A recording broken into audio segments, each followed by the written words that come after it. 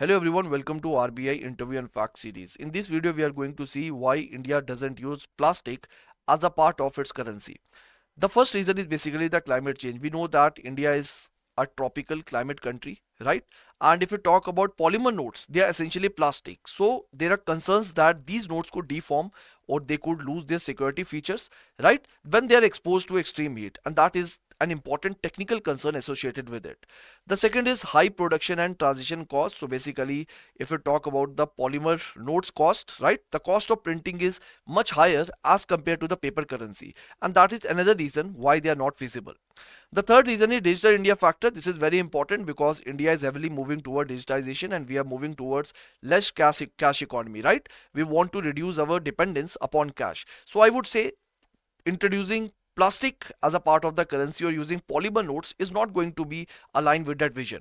The last point is regarding practical usability issues also, because if we talk about polymer notes, they are hard to fold, right?